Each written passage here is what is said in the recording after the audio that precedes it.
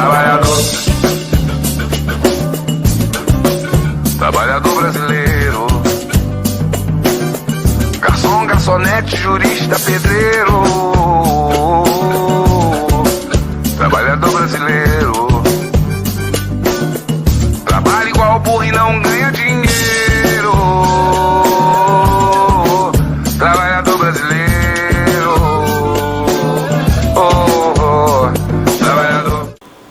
Muito boa noite, internautas e ouvintes da Rádio Com 104.5. Estamos iniciando mais uma edição do programa História dos Trabalhadores. Nossa convidada de hoje é a Ana Paula Dias Rosa. Muito boa noite, Ana Paula, seja bem-vinda ao nosso programa.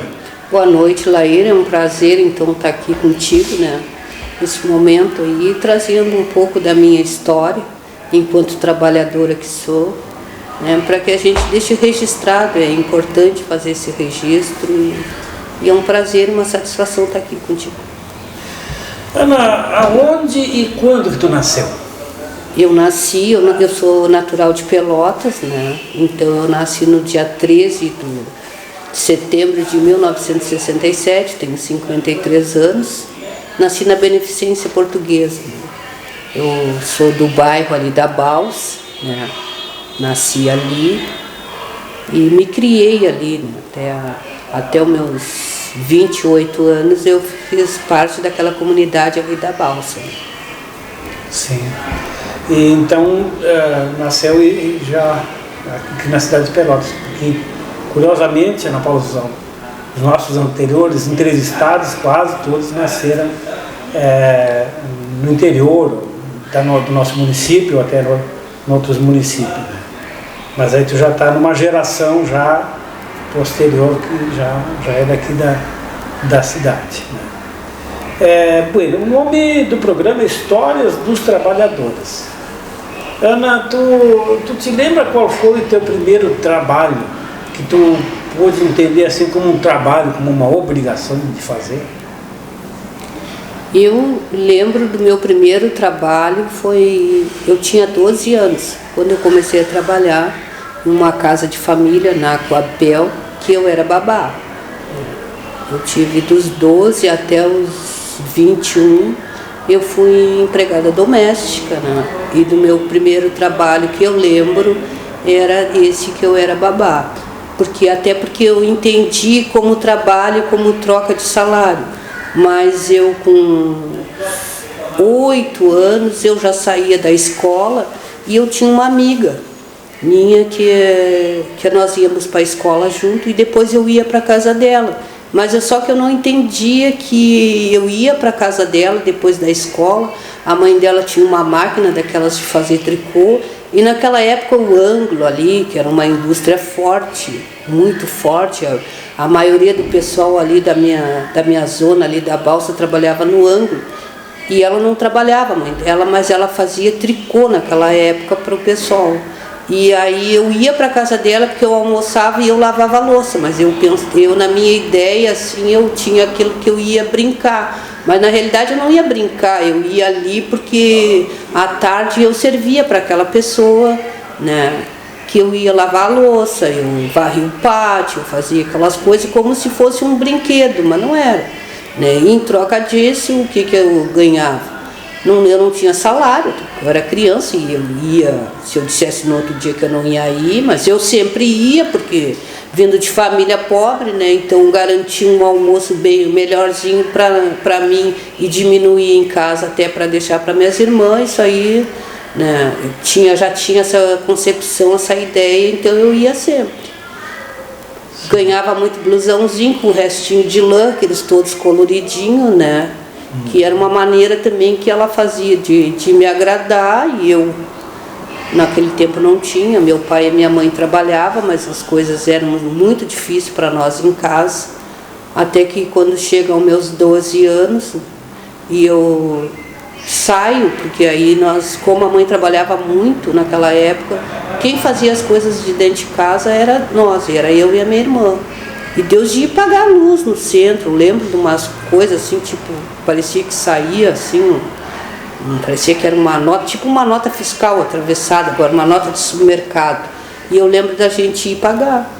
Um dia subindo a Tiradentes, ali perto do Assunção, passa uma senhora por mim e me pergunta se eu queria trabalhar na casa dela, que ela tinha 2 filhas, se eu queria trabalhar, que ela precisava de uma pessoa para cuidar das filhas dela. E eu cheguei em casa e disse para a mãe, eu quero trabalhar. E a mãe, não vai, mas mesmo aí com a função da necessidade, essa pessoa bateu lá em casa e eu fui trabalhar na casa dela. Trabalhei durante 2 anos lá, até que ela foi transferida para São Paulo, o marido dela foi, e aí ela tinha uma grande insistência para me levar, mas aí a minha mãe disse que não, e eu não deixou. Mas eu tinha vontade, porque eu me entendia também como trabalhadora, mas a gente, numa época que tu te empregava numa casa de família e a pessoa te dava o que queria te pagar. Tu não tinha direito a um salário. Hoje mesmo a gente tem um salário regional, a gente tem direito a uma carteira assinada. Naquela época não se tinha nada disso, né? E aí eu trabalhei dos 12 aos 14 anos.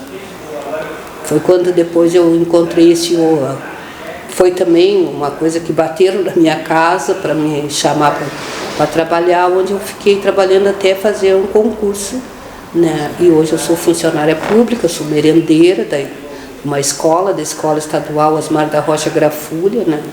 Mas até os meus 20 anos, que eu fiz o concurso com 18, né? Com 20 anos eu já era funcionária pública estadual. Mas aí, quando era pequena, tu disse que teus pais trabalhavam, os 2 estavam trabalhando, mas a renda não era suficiente. Tu disse que a tua mãe trabalhava muito. Depois eu soube que eu trabalhei com a tua mãe na Sica Sul. A jornada era das 7 às 19. Das 7 às 19. E era um período que a jornada semanal era 48 horas. Muita gente não sabe que em 44 é agora, mas era 48 horas, tinha que fechar. Mas a mãe sempre tinha aquela coisa, porque a Sica era uma indústria de conserva, né? E na safra do pêssego, porque até agora, esses dias nós estávamos falando, além da hora extra, tinha a super hora, super extra. E a mãe fazia aquele, né? E até a função de se deslocar, nós lá no fim da balsa, né? Lá no fim da Tiradentes, para vir e atravessar, e hoje a Sica Sul, para quem não sabe, é onde é o centro de evento, que está bem conhecido agora em função até das vacinas, e em função também que a Fena Doce passou para lá, mas lá que era a Sica, né? E a mãe sempre que podia fazia hora extra, então o horário era até às 7, mas quando a mãe, cansei de a mãe chegar em casa 11 horas, meia-noite, né? Em função de estar fazendo hora extra, e depois até o deslocamento, que era bem difícil, né? Porque praticamente atravessava a cidade. Sim, tinha que levantar. E o meu pai também, e nós vivíamos uma época difícil assim, porque o meu pai também trabalhava. Meu pai trabalhava na Ovebra, né? Meu pai trabalhou muitos anos na Ovebra, meu pai depois trabalhou na transportadora Maier, né? Durante muito tempo, assim. Então a nossa família era uma família tinha uma família de trabalhadores em casa, mas mesmo assim o que se ganhava não supria nossas necessidades. Foi aí que quando eu fui trabalhar também, eu comecei a trabalhar com 12 anos, mas eu trabalhava para ajudar, e tanto eu como a minha irmã mais velha. Nós trabalhávamos e nós... Quantos irmãos são? Nós somos 3. Eu tenho uma mais velha e outra mais moça. E nós trabalhávamos para chegar em casa e ver o que estava faltando e comprar as coisas para depois pensar se nós íamos comprar alguma coisa para nós. Sim. Morava em casa própria? Sim, a nossa casa é própria. Sim. Então não tinha um aluguel, imagina. Nós não tínhamos aluguel. A dificuldade que era.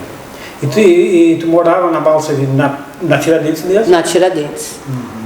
Eu estava entrevistando na entrevista anterior, lá atrás, entrevistei o Jorge nosso companheiro aqui do sindicato, morador da balsa também. E nós conversávamos sobre a questão. Teve um período de muita agitação, digamos assim, né? Quando a ponte esteve interrompida, tu era guria pequena, né? Ah, sim, na época da ponte interrompida eu lembro, eu era pequena, mas eu lembro que foi que caiu a ponte de Rio Grande, aí atravessava a balsa ali, né?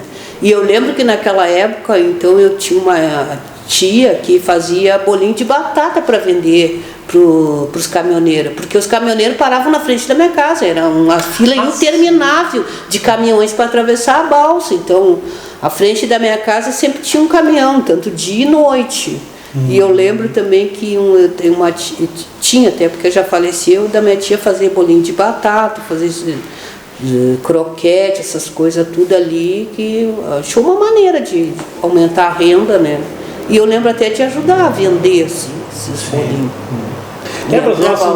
Para os nossos internautas que não são de Pelotas, ou não que conhecem bem parte da história, até da geografia da cidade, o prolongamento da Tiradentes, né? A Ana falou a balsa, passando a Garibaldi ali, o embaixador segue dali, se chama a balsa e a Tiradentes vai até o São Gonçalo. Vai até São Gonçalo. Então, quando a ponte para o Rio Grande teve interditada, ali no meados da década de 70, então todo o movimento para o Rio Grande, hoje é inimaginável isso, né? Não daria para pensar, mas todo o trânsito para o Rio Grande descia pela Tiradentes e passava pela balsa, na frente da casa da Ana ali. E claro, dava uma fila enorme, porque a balsa aí, enchia a balsa de caminhão, largava lá do outro lado, voltava, enquanto ela ia e voltava, ia juntando caminhão aqui. Eu acho que só não vou te garantir, mas me parece que eram duas balsas. Eu me lembro assim, e umas balsas azul, né? É que eu era de 70, né? Eu sou de 67, mas eu lembro. Tinha 7, 8 anos. E essas balsas vieram do Rio de Janeiro, porque lá tinha sido concluída a ponte Rio-Niterói. Eram as balsas que faziam o Rio de Janeiro-Niterói, deu a casa que elas sobraram lá e vieram para cá, porque aqui ficou interditada a ponte ali. E tu estudou aonde ali, né? Eu estudei no Ferreira Viana, né? O que é o Ferreira Viana? O Ferreira Viana é na Tiradentes, na João Tomás, quase esquina Tiradentes, mais ali adiante tem um postinho hoje de saúde, né? João Tomás é a mesma do João Tomás do frigorífico da Sudeste, só que a Sudeste era para a esquerda e a escola para a direita. É uma quadra pequena ali, onde tem até hoje a escola Ferreira Viana, né? A escola que eu comecei a estudar, né? E naquela época também com muita dificuldade, eu também tenho assim uma certa assim, porque nós de famílias negras, né, e eu sempre fui muito grande, e eu chego na escola com 7 anos, grande para aqueles meus colegas de 7, e me resolve me colocar numa turma de repetente, né? E aí eu passei um ano na escola que foi muito difícil para mim. Foi difícil. Primeiro ano eu não sabia o que era uma escola, não conhecia uma escola, não tinha minha mãe junto comigo, porque a minha mãe trabalhava, enquanto os outros, a mãe levava na escola e trazia da escola, e só minha irmã que fazia essa parte, né? Minha irmã, minhas primas que moravam ali próximo, a gente se juntava. Morava ali perto. Por exemplo, eu fiquei pensando assim, mas como é que era? Porque se a mãe trabalhava, o pai trabalhava, tu também, tu de tarde, ainda pequena, não, e aí, tu ia junto à casa da colega. Mas a tua irmã mais nova, se tu fazia isso quando tinha entre 8 e 9 anos, a mais nova, ficava com os... Nós ficávamos em casa, nós éramos os donos da casa naquela época. Nós ficávamos em casa e cada um tinha suas tarefas. Minha irmã mais velha era que fazia, que cozinhava, as coisas tinha que arrumar tudo. Quando a mãe chegava, tinha que estar tudo limpo, tudo organizado, né? E nós que ficávamos em casa no final de semana, a mãe que nos ensinava, até o meu pai muitas vezes lembro assim dele estar nos ensinando como é que fazia o arroz, como é que fazia isso, aquilo, outro, né? Sim. Até porque nós passávamos o dia sozinhos. Isso era muito comum naquele tempo, né? Sim. Talvez seja ainda hoje, né? Não tanto. Não tanto, e cuidar dos irmãos mais novos, embora eu e a minha irmã mais nova tenham só 2 anos de diferença, Porque não era só eu, era toda a vizinhança ali que ficava sozinha em casa. Sim. Tinha uma, duas vizinhas que já eram mais antigas, assim, que já estavam aposentadas, que eram aquelas que qualquer coisa que a gente precisava, elas que nos socorriam, né? Ah, se machucou, cortou o pé, aconteceu alguma coisa em casa, corre lá na dona fulana que ela está em casa. E elas tinham que davam conta disso, até porque conheciam a gente e sabiam que a mãe e o pai estavam trabalhando. Mas naquele tempo havia mais, as crianças circulavam mais umas pelas casas das outras, né? É. E meio que os filhos de uns eram meio que os filhos de todos cuidavam, né? Todos cuidavam. Mas então, até os 12, tu trabalhou como doméstica, recuperando então. Aí, dali, tu foi trabalhar onde? Quando a mulher, porque ela foi embora, tu foi para outra casa? Eu fui para outra casa. Para outra casa, tá. E seguiu aquela relação muito precária de trabalho ou melhorou alguma coisa já que já era mais grandinho? Não melhorou em nada, assim. Hoje eu vejo, naquela época porque eu sempre lembro assim, ó, da questão assim, ó, porque tinha aquela coisa assim que tu tinha como exemplo o teu pai e a tua mãe, então era trabalhar. Tu tinhas que trabalhar, tu trabalhando era um grande feito. Ai, o fulano está trabalhando direitinho, está lá naquela casa, limpa a casa da pessoa, não sei.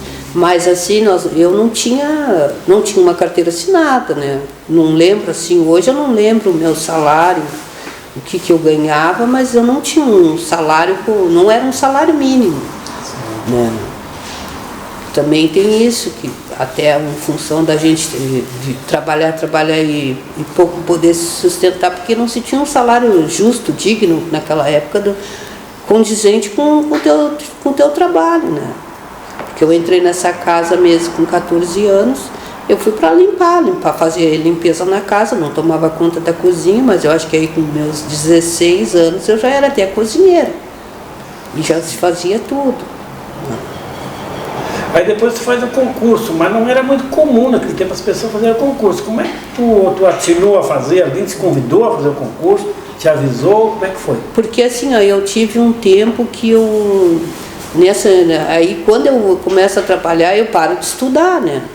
Eu parei de estudar e quando eu entro para essa casa que eu fiquei dos 14 até entrar para o estado, né? Eu trabalhei um ano e depois no próximo ano, naquela época o meu patrão até era militar, mas ele chegou e disse para mim assim: eu vou te dizer uma coisa, para te trabalhar aqui agora, a partir de hoje tu vai ter que estudar, porque senão eu não quero. E eu não quero porque tu estás perdendo tempo de estudar e de tu teres condições de fazer, mesmo não me pagando um salário mínimo, né, não me dando um salário, mas eles me incentivaram para isso, e a partir do momento que eles descobriram lá, através até de filha dele, que era professora, de que estava saindo esse concurso, faz esse concurso, porque tu vai entrar para o Estado, tu vai ter direito a uma estabilidade, né? Te encaminharam, vamos dizer. Me encaminharam para mim que eu fizesse esse concurso. Foi assim que eu fiquei, né, sabendo do concurso, que eu acabei fazendo o concurso. Que idade tinha, né? Quando eu me inscrevi, eu não tinha 18. Sim. Né? Eu tinha 17. Eu ia fazer 18, assim, acho que deve ter sido. Não lembro assim qual foi o mês, mas dentro daquele ano eu ia fazer 18. E quando fossem aplicadas as provas, que aí já tinha saído edital, mas naquela época a gente não entendia muito disso, né? De edital, fui lá, me inscrevi, tá? A prova, quando eu fosse realizar a prova, eu já tinha 18 anos.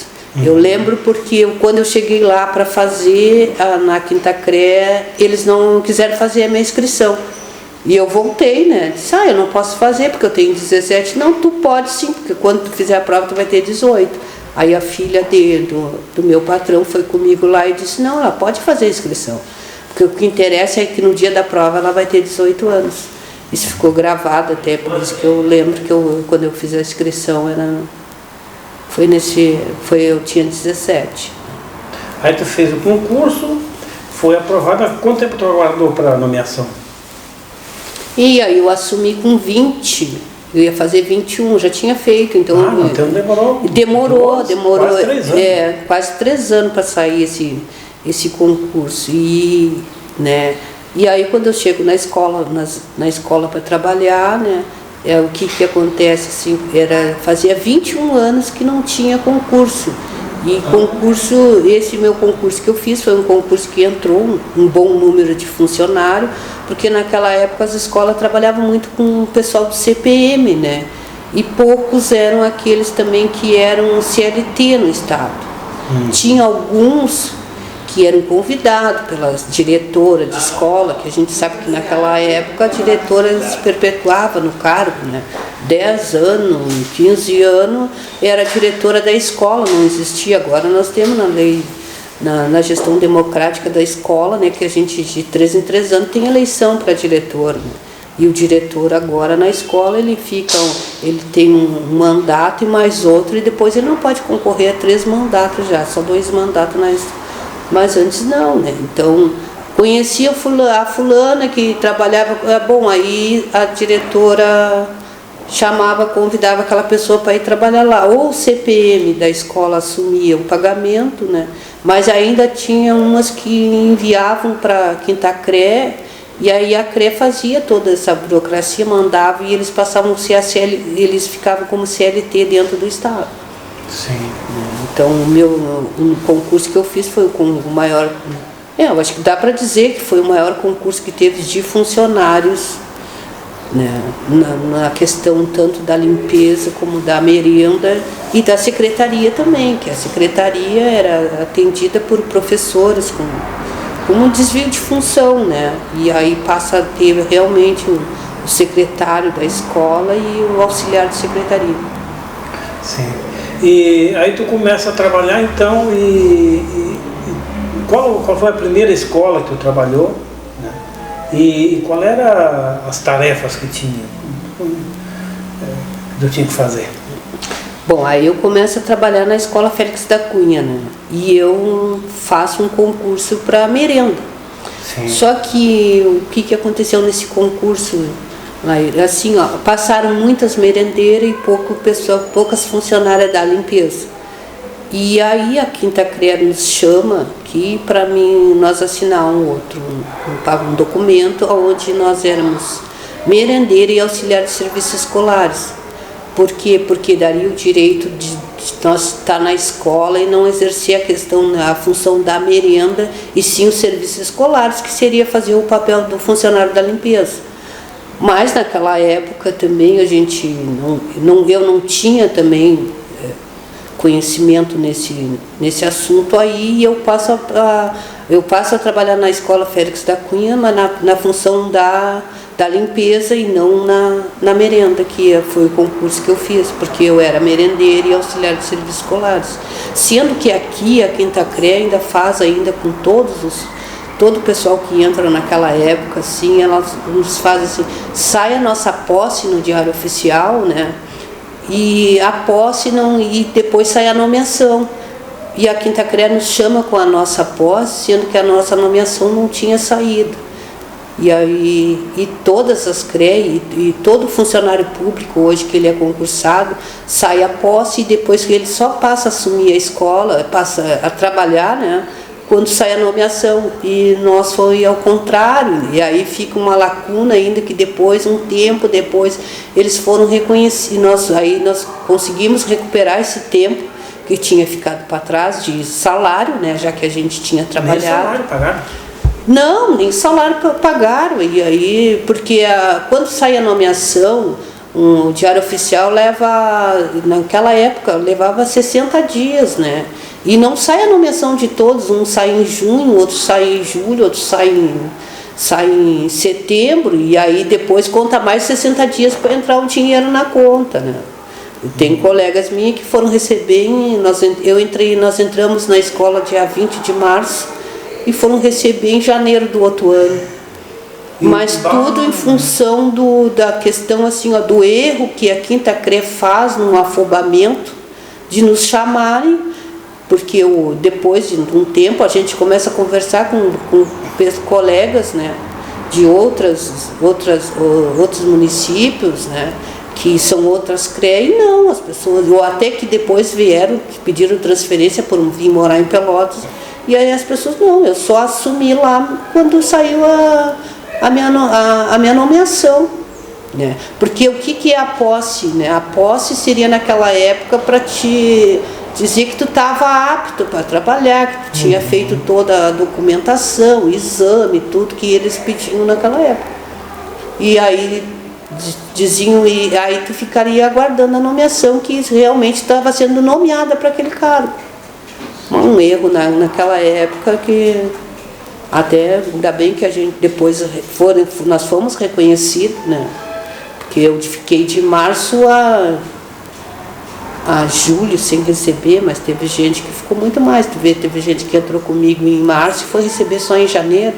Que coisa barra. A gente tem que trabalhar todos os dias e nada de salário. Nada de salário, nada de salário. E tem que ir, né? E também quando tu chega assim no local, além da minha pouca experiência, né, nisso, hoje até eu sou bem mais esclarecida, né? E a gente ia, até porque na esperança de um dia receber, e hoje vinha, e depois cria uma expectativa que todos os meses, tá saindo pagamento, ponto de ir no banco, assim, nada, aí volta, no mês que vem, no mês que vem, e nem sabíamos, né, que era em função disso, que olha, não saiu a tua posse ainda, então não vai no banco, porque não saiu a tua nomeação, não vai lá, quando sair a tua nomeação, tu conta 60 dias aí depois que entra o dinheiro na tua conta, né? Foi assim, né? Foi No funcionalismo tem, que eu saiba assim, tem duas categorias. A categoria CLT, ou seja, consolidação da lei do trabalho, tem carteira assinada, e o estatutário, é isso? Isso, eu sou estatutário. Estatutário. É. Eu acredito, eu não sei agora porque nós tínhamos isso, a CLT, né? Não sei aonde é que tem ainda pessoal da CLT, porque eu acho que das fundações, eu me lembro que eu trabalhei um tempo na Fundação Gaúcha do Trabalho, e o pessoal lá me lembro que era CLT. Eu sou estatutária, né? Então, quem é ligado direto ao Estado, né, a uma secretaria, né, fundação é uma... Sim, tem autarquia, a fundação, eu acho que esses, tipo autarquia, pode contratar pela CLT, os demais, quer dizer, estatutário fica pelo Estatuto do Funcionário Público, né? Tem toda uma regulamentação própria, né? Inclusive a gente não tem um fundo de garantia, né? Sim. Mas é porque o regime esse, né, o estatutário, ele não tem, né? Não existe um fundo de garantia. Está muito pela estabilidade. Porque a gente tem uma estabilidade que hoje eu nem sei até, porque está todo momento assim, a gente vive no fio da navalha, né? Não sabe até quando. Não se sabe até quando. Agora mesmo nós temos uma reforma aí administrativa que vem, que a gente já está sentindo, já faz alguns governos já, porque até em função assim, não renova, não tem mais concurso, né? Tem contrato, Como é que está o quadro de funcionamento? Agora estamos ainda na pandemia, está um ano e 4 meses sem atividade nas escolas, né? O que tem nas escolas funcionando agora? Nós estamos em julho, dia 14 de julho. As escolas, tem escola em todo o estado, né? Tem várias escolas que estão funcionando. Em Pelotas nós temos muito poucas, eu acho que tem 5 escolas hoje que funcionam, né, com aluno, e nós temos na minha escola e no resto das escolas a gente tem o que? Tem um plantão, né, que é feito com os funcionários, porque o funcionário ele não tem um teletrabalho, o professor, né, Sim. Mesmo ele não está indo presencial na escola, mas ele teve que ter toda uma adaptação, e foi uma coisa muito difícil, né? Porque o pessoal acha, a professora hoje trabalha muito mais, né, do que se tivesse com uma aula presencial, né? Sem falar que tem um pouco da sua vida, assim, porque hoje um aluno liga, é um telefone, é e-mail, daqui a pouco quando tu vê tem alunos que estão até batendo na casa do professor, né? Então foi uma invasão, assim. Mas a escola oferece o que hoje? Oferece um material impresso para aquele aluno que não tem que não tem acesso à internet, né? Então ele oferece isso, e sem falar o serviço de secretaria que funciona normal, né? Até porque é aluno que concluiu, precisa de um histórico, aluno, é transferência, é tanto chegada como saída de aluno, toda essa documentação tem que sair da escola, né? Então quem trabalha mesmo hoje aqui em Pelotas, né, faz parte da Quinta CRE, né? Aqui nós na cidade, já teve várias, a minha escola, eu falo pela minha escola, não, também que se fez, né? Se faz reuniões, se chama os pais, né? Só que os pais não se sentem seguros para mandar os alunos para a escola, né? E em função de tudo, assim, nós vivemos uma precariedade total em relação a funcionário, né? Eu entrei em 89, foi o maior concurso. Depois, na época do Olívio, que teve um concurso para funcionário, né? E aí vem entrando alguns funcionários assim, porque 89, tu vê, e é que como eu contei antes, né, eu faço concurso com 17, mas eu era o bebê da escola quando cheguei, que minhas colegas, né, já vinham de outros trabalhos, hoje já estão tudo aposentadas, né? Da minha época mesmo são muito poucas que estão na ativa. Pouquíssimas mesmo do meu concurso, porque estão aposentadas já. Fazem 32 anos. Sim, 32 anos, quem já tinha... E mesmo quem não tinha, quem já estava só no Estado, porque o Estado com 30 anos, né, e tendo a idade, e eu ainda fui penalizada, porque quando eu fecho o meu tempo de serviço, eu não tenho a idade, né, e aí faltando... de março a abril, de março a outubro, que falta 6 meses para me aposentar, o governo vai ainda me muda a lei de novo, né? E eu ainda agora, ganho. Não, ano passado eu era para me aposentar em 2009. Sim. Desculpa, 2019, né? E aí não me aposento porque por menos de um ano. 30 anos dele. E menos de um ano, não ia faltar um ano para me aposentar, eu só ia fechar os 53 dos.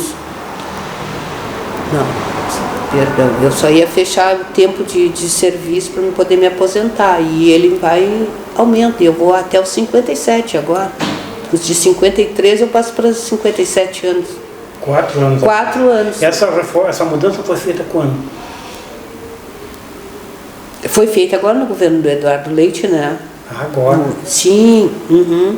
Agora não foi esse ano, foi o fim do ano passado. Acho que foi nós começamos a pandemia no ano passado, 2020. 2020, então foi em 2019, dezembro de 2019, então passa na Assembleia Legislativa. Né? Então foi aprovada para o serviço. Para nós do serviço privado, foi em novembro de 2019 que o Bolsonaro aprovou a reforma da Previdência para o serviço. Logo após o Eduardo Leite aprova também, né? E não mexe só na aposentadoria, como ele vem desconto da contribuição para o IP, para aposentado, pessoas que já contribuíram, porque a gente também entende assim, eu estou contribuindo para me aposentar. Para quê? Porque quando eu chegar o tempo da minha aposentadoria, eu já contribuí. Sim, agora está trabalhando vai contribuir. Sim, não, agora todos os aposentados do Estado passam a contribuir. Sim. Mais outras coisas que mudou, e a reforma administrativa também que vem aí, que para nós não tem nada de bom, né? E infelizmente também se cria uma cultura, e já há muito tempo, né, no Brasil inteiro, que é a questão do funcionário. Eu sou funcionária pública estadual, eu sou uma merendeira que levanto 7 horas da manhã, estou na escola para fazer a merenda para os alunos, 10 horas eu estou servindo a merenda, né, e eu estou dando conta do meu serviço e estou alimentando. Né? E muitas colegas minha comunidade ali, eu trabalho no Osmar da Rocha Grafulha, é uma escola mais ou menos ali no centro do Fragata, mas se tu pegar outras escolas como o Nossa Senhora Aparecida ou outras escolas mesmo lá no Fragata, né, a gente está oferecendo, a escola está oferecendo uma alimentação que a criança nem tem em casa para se alimentar, né?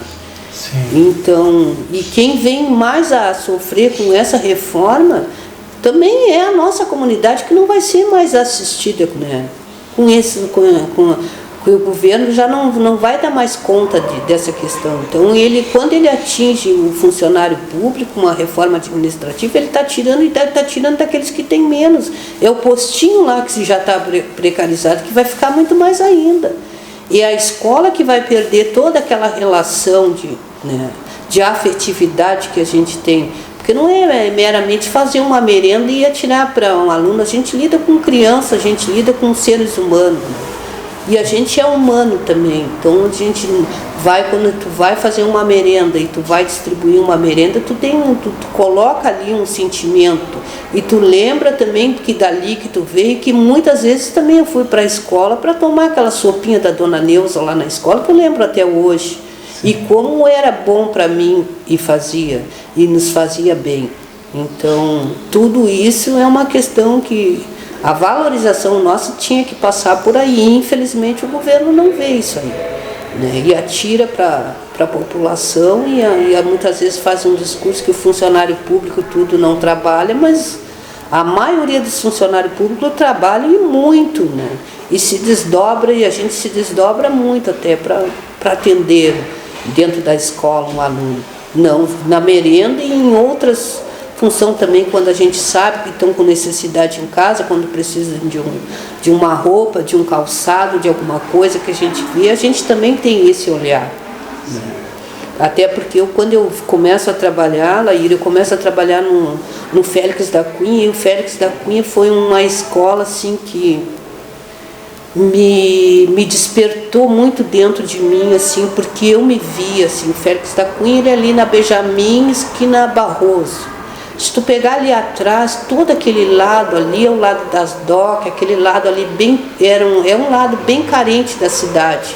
Mas, e tu vem para frente, né, que aí para frente pela Barroso ali, tu pega um lado ali de classe média. Ele já é centro da cidade. Quase, bem centro. Os dois é centro, mas os dois é centro, mas social, um é periferia e o outro é centro, e tem uma distância de 50 metros. E quando eu começo a trabalhar ali, o colégio, acho que tinha começado com ele tinha isso. Ele começa com o 2º grau naquela época, que ele nem tinha, ele era uma escola só de ensino fundamental. Mas o Félix da Cunha era uma referência dentro de Pelotas. Os alunos saíam do Félix da Cunha, tudo, iam fazer o 2º grau, tanto iam para o IFSU aqui, passavam direto. Nós tínhamos as professoras do prézinho, que as crianças saíam do pré lendo jornal, né? Então tinha aquela expectativa, eu me lembro assim de ter fila de 2 dias para as pessoas querer o Félix da Cunha, por ser uma escola, claro, gratuita, né? Mas uma escola muito boa, né? Mas quando tu chega lá dentro do Félix da Cunha, que tu tem aquele choque de realidade, assim, tu vê aquelas crianças que eram menos assistidas, que era o pessoal ali das docas, né? E tu te choca e tu vê outras pessoas com bem mais condições, né? Não que não deve, que não julgo assim que não pudessem estar ali, mas, né, e aí tu começava a ver que lá dentro assim existia uma certa até discriminação, né? E eu me sentia, porque aí eu me via naquelas crianças da periferia ali, das crianças daquele lado ali. Se identificava com elas? Sim, porque muitas vezes na hora do almoço, quando eu saía, que nós fazíamos um intervalo, se eu passasse ali, hoje é o Paraíso, nós encontrávamos nossos alunos ali pedindo, né? Saía ali no outro mercadinho, que era outro que tinha ali também, que nem tem mais, no Mediato também. Então, ou que precisasse dar uma volta e comprar um pão, alguma coisa de manhã, nós íamos encontrar aquelas nossas crianças ali. E eu comecei a me identificar muito, né? Mesmo fazendo uma luta mais ali por dentro da escola, eu me identifico, né? E até hoje, porque se eu estou na escola, jamais eu vou ver alguma criança sofrer alguma agressão ou verbal, que seja, não agressão física, né, mas a gente via atitudes e gestos que, né, então eu sempre saí em defesa, né, eu até sinto não ter o acúmulo que eu tenho hoje. Se eu tivesse aquele acúmulo quando eu entrei, mas aquilo mexia comigo porque eu me via naquela criança. Eu sabia o que era minha mãe não estar em casa e eu ter que ir voltar da escola sozinha. Eu não tenho a mãe para me pegar da minha mão ali, né? De estar, ou de muitas vezes, quando a gente levava um pão com ovo, que era nem sei o que hoje podia assim. Acho que hoje essas crianças aí que vão pro McDonald's, tomam sei lá o que. Aí era. Mas isso era raro, não se tinha, né? Então a gente vê, a gente se sente, né? E vendo essas discrepâncias, assim, porque dava um conflito grande. Claro que aquela criança que tem menos condições financeiras, ela, na escola ela não vai render como aquela, ela não tem um pai que vai olhar o caderno, ela não tem... Sim. Essa estrutura que às vezes não se dão conta. A estrutura, que falta, sim. Que a criança pode chegar na escola meio mal arrumada ou com a roupa não tão limpa, assim, mas ela se arrumou sozinha, né? A mãe já está no serviço há muito tempo, ela não sai para a escola. Sim. É. E a mãe ou tem outros filhos em casa, ou, né? Chega em casa também tem que dar conta de toda a casa. Exato. Vai dar conta de olhar caderno, ou às vezes nem sabe o que o filho não, o filho já ultrapassou aquele. Exatamente, o conhecimento da mãe ou do pai. Sim, é inferior ao filho, inferior. Ela não pode corrigir o tema, ajudar a fazer o tema, porque nem sabe. Assim, sim. Né? Então é isso, eu vejo assim que a importância do nosso trabalho, assim, né? A diferença que a gente faz, né? E dentro de uma escola, porque não interessa se tu é a merendeira, se tu é o funcionário da limpeza, se tu é o professor, se tu é o porteiro, se tu é o secretário, né? A escola é um espaço né, que todos são educadores. Todos nós somos educadores, né? Porque cada um educa dentro do seu espaço ali, né? Existe espaço diferente, mas uma escola ela nunca vai funcionar se ela não tiver todo esse grupo, né? E tudo engajado, né? Porque também não adianta eu entrar numa escola e já ter um porteiro ali que não está nem ali, não sabe nem quem eu sou, né? Ou já vai me receber mal, né? Então tudo isso, né, são peças da escola que vai fazer uma escola funcionar como deve funcionar, né? E como a gente quer que funcione. Nossa sociedade é muito preconceituosa. Tem muitos preconceitos. Contra as crianças também. Há um preconceito contra as crianças. Sim, né? sim. De que são rebeldes, que são mal educados. Tu conviveu a vida toda, podemos dizer assim, uma vida, né? 30 anos de profissão. Uma vida toda com as crianças. Como é que como é que é ter na profissão da gente servir criança? Tu é um servidor das crianças, né? Não é das professoras, mas das crianças. Mas a maioria sim. Hoje eu tenho pedagogia, né? Eu sou formada, sou pedagoga, né? Sim. Mas independente disso, eu acho que quem me faz eu ser quem eu sou, a funcionária que eu sou, é a vida que eu vivi, né? O que eu passei, né? Claro que a gente tem, mas a rebeldia hoje, quando eu entrei no Estado, era completamente diferente, né? A questão assim que tudo se encaminha, porque eu era, como eu digo assim, a minha função era na limpeza, mas eu e a direção da escola era na questão de tratar com o aluno, era a mesma coisa. Sim. Porque um aluno tinha um respeito por ti, né? E não era um respeito, hoje eu vejo que ele tinha um certo medo, assim, que já vinha vindo aquilo. E hoje não, de autoridade, né? Não era. E hoje não, hoje a gente vê que um aluno chega na escola e ele bota para fora aquilo que ele está sentindo, né? Ele já descarrega, né? Claro que a coisa mudou. O que a gente faz com isso? Porque geralmente quando vem com agressividade é sinal para que alguma coisa não tá boa, não está encaixada. Porque muitas vezes eles vêm para descarregar aquilo em cima de ti que tu não tem nem tu não é o culpado daquilo. Né? Então eu, dentro do meu local de trabalho, ali onde eu fico, né, eu procuro conversar, né? Já vim mais ou menos na onda deles, né? Vim conversando a linguagem dele. Pô, irmão, por que tu tá assim? Por que tu tá assim?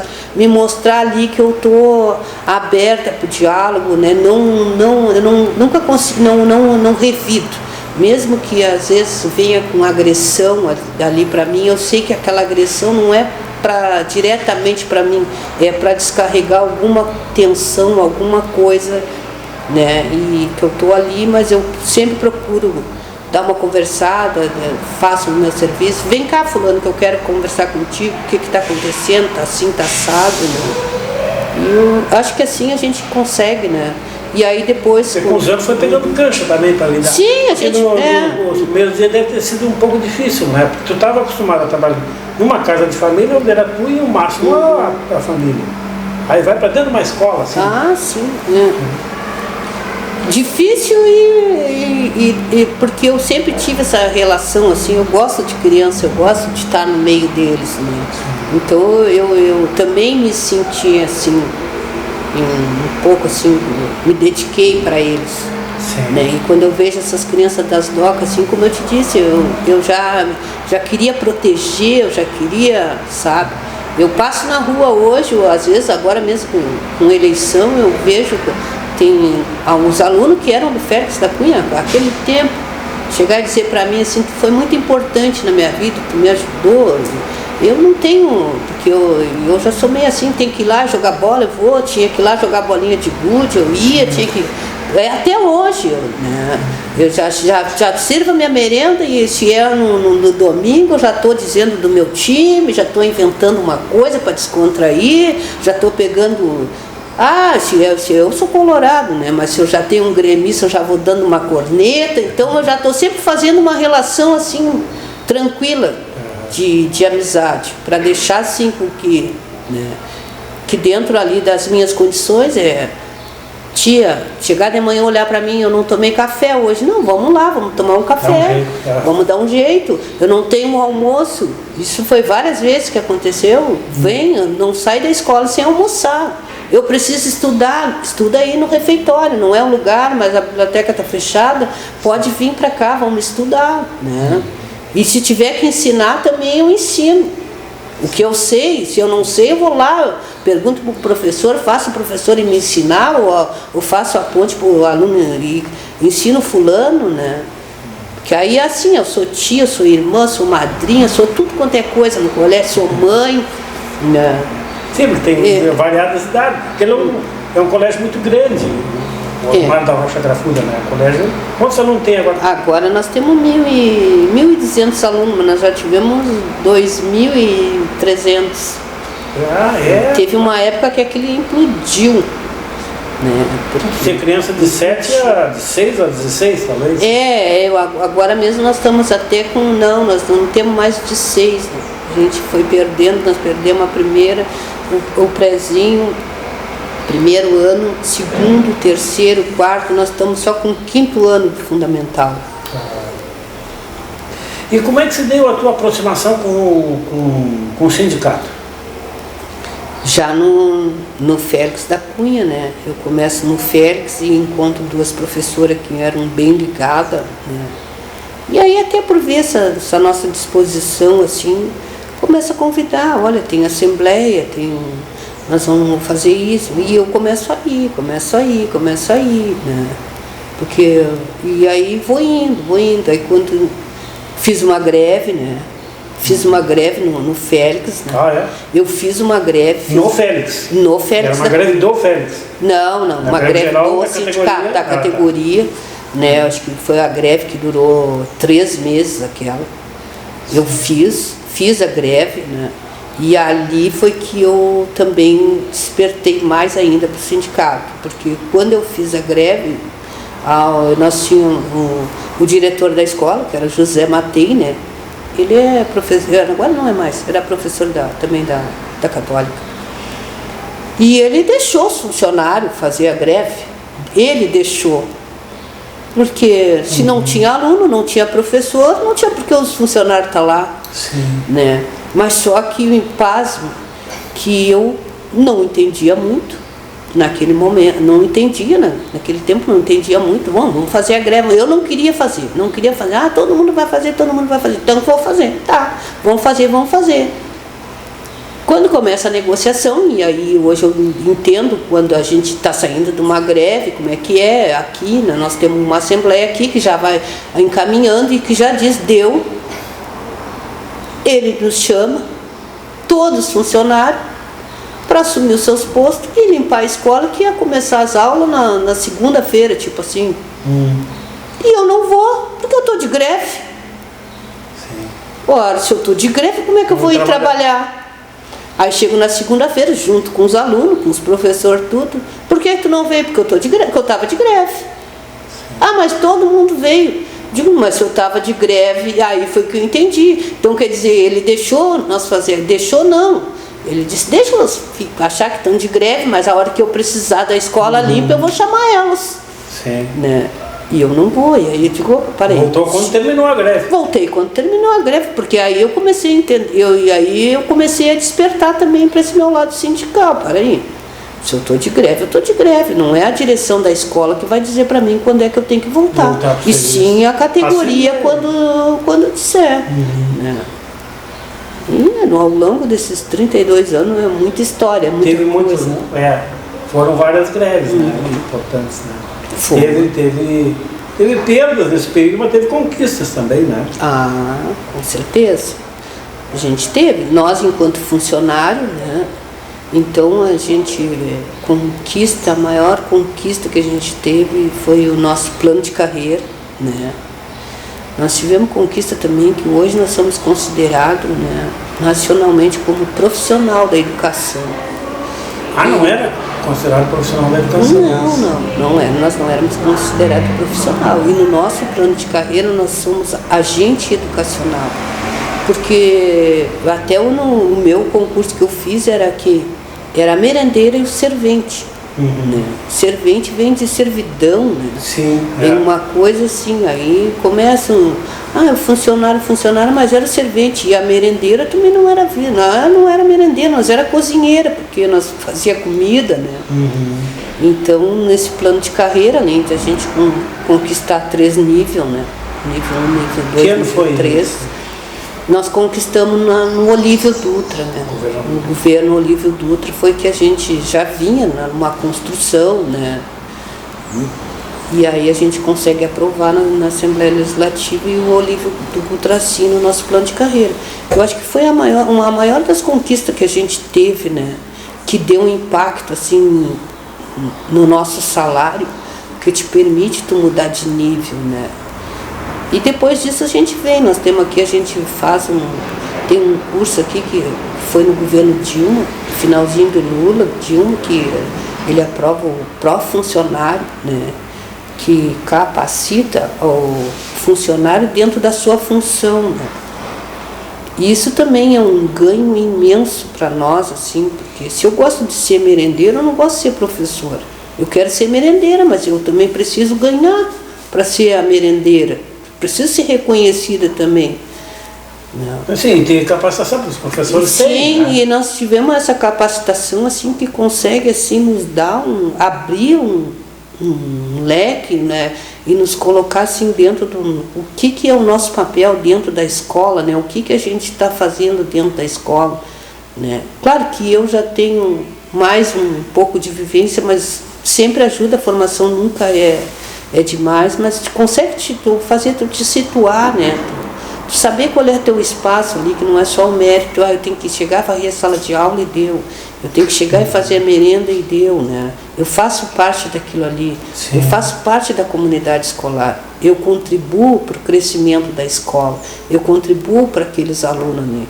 Eu quero ver eles encontrar na rua, entrar num banco, no supermercado, num comércio, em vários lugares, e saber esse aqui passou, se alimentou com a minha merenda na escola, né? E tá em universidade também, a gente sabe que o mundo está indo, a gente não vai formar todo mundo para ser um doutor, né? Mas vai ver, tu passar um dia na rua e ver que aquele aluno que passou lá e hoje ele está bem, né? Isso é muito gratificante para a gente.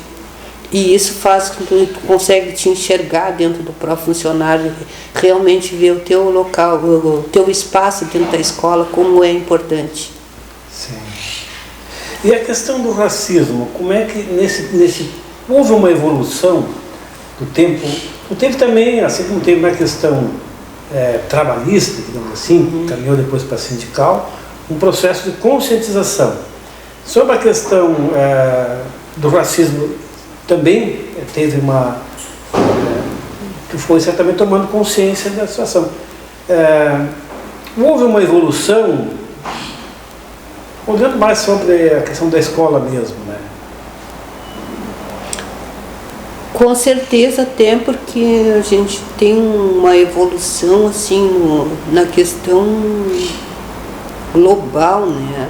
A gente para de aceitar, né? Não deixa de ser natural. Mas aí a gente para de aceitar. As coisas são mais faladas, são mais, né, discutido, né? E tu começa a te dar por conta, mesmo que se tu não milita em nenhum movimento, mas tu começa a te dar por conta que aquilo é racismo. E tu diz, opa, não faz isso comigo, eu não quero, né? E aí a questão que eu vejo assim mais nesse sentido. Embora agora a gente está tendo um retrocesso aí que as pessoas virou um ódio, uma coisa, e agora tu acha que se é negro, tu tem que chamar de negro, e agora mesmo a gente teve um episódio aí em Pelotas, ali na fila da vacina, né? Mas mesmo assim eu acho que o avanço que houve foi esse, e até porque a gente era muito pacífico, né?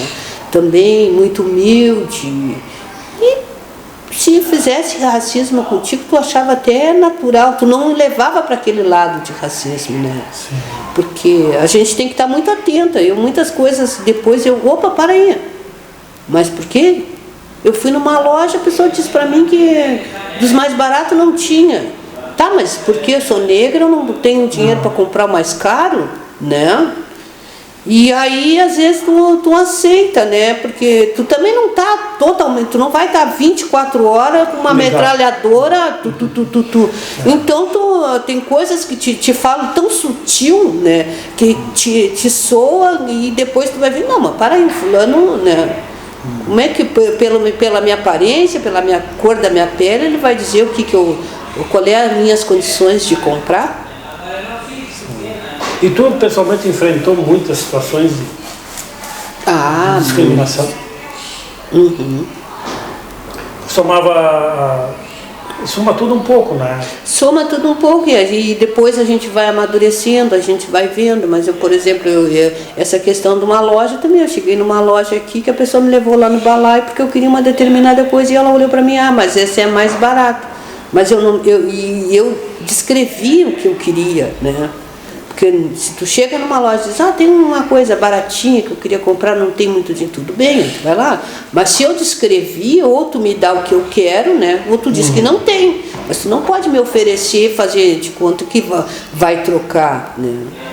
E principalmente no comércio, e a assim, da que a gente... desconfiança é mais com os homens negros ou com as mulheres também? Porque já colegas meus, amigos meus, se queixam de estar no supermercado, e quando vê o guarda meio que seguindo ele. É mais com os homens, né, que eles ficam mais assim, mas com as mulheres também, a gente passa, né, que a questão, ou se não assim, no inverno. E outra coisa que chama a atenção também, porque eu entro no super aí daqui a pouco, e entra uma pessoa, um outro negro atrás de mim, uma negra. Aí se tem que alcançar uma coisa, alcanço para um só, porque acho que a gente está junto. Né? Sim. Não chego a te dizer, mas por que porque nós somos negros, a gente tem que estar junto? Se eu nem conheço a pessoa, nem sei, né?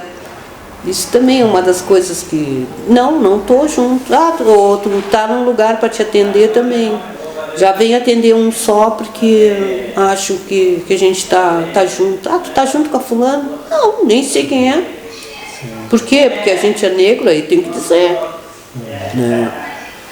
E na escola, como é que rola isso?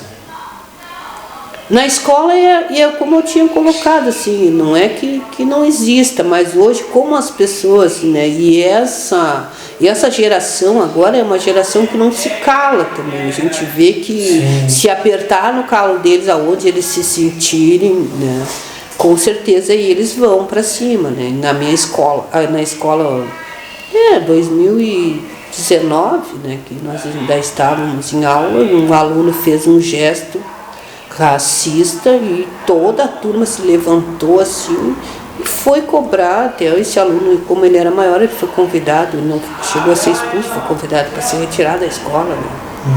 Em função disso. Então, existe, mas hoje em dia, né, o empoderamento está maior. Então as pessoas, essa geração consegue dar um recado bem melhor e não deixa mais as coisas tão baratas assim. Sim. O próprio pessoal, é uma reação coletiva. Sim, é com aquela questão também de proteção, um protege o outro, então vendo, né? Estão na mídia, eles estão nas redes sociais, né? Então eles acompanham tudo que acontece, então as pessoas estão. Na escola o que está acontecendo é isso, porque aí eles acabam um protegendo o outro e não admitem que aquilo acontece. E já querem providência, ou vão para cima mesmo, quando chega, né?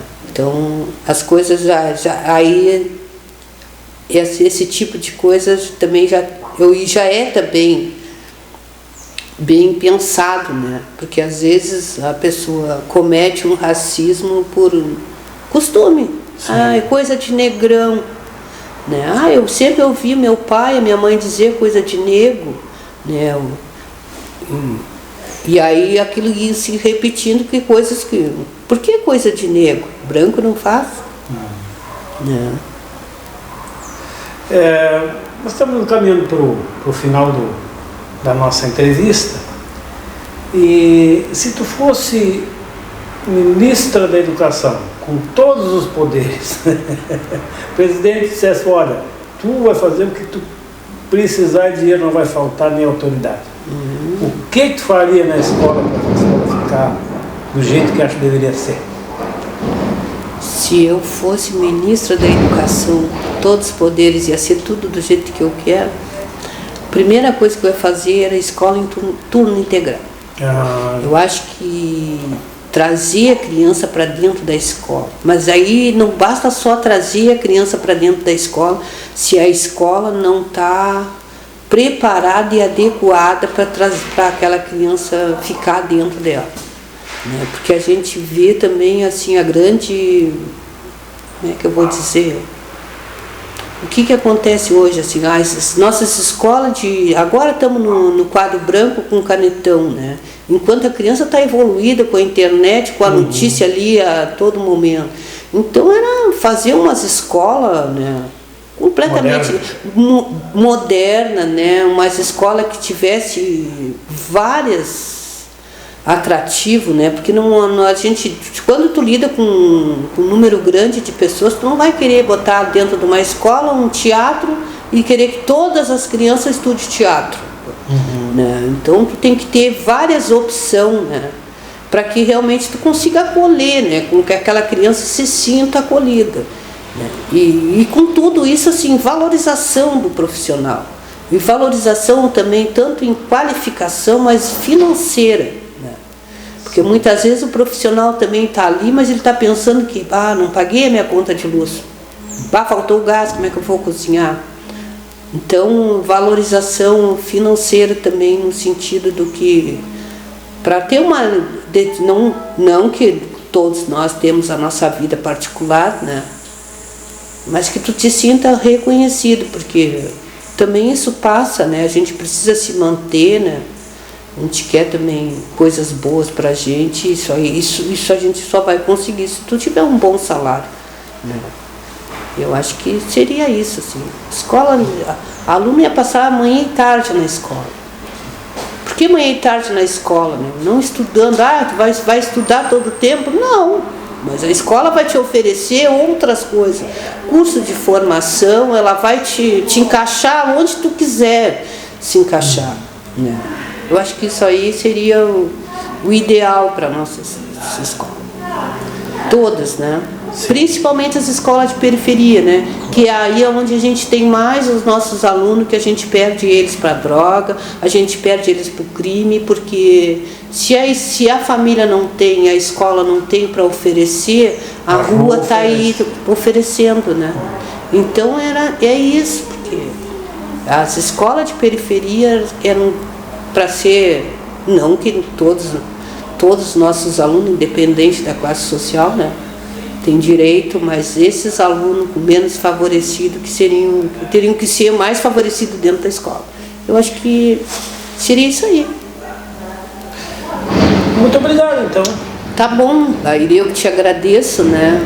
Espero que eu tenha contribuído. A gente acaba, vai indo, vai puxando. Eu, quando cheguei aqui, eu digo, o que eu vou falar, né? Mas é falar da gente, é falar do que tu sente, né? É falar do que tu viveu.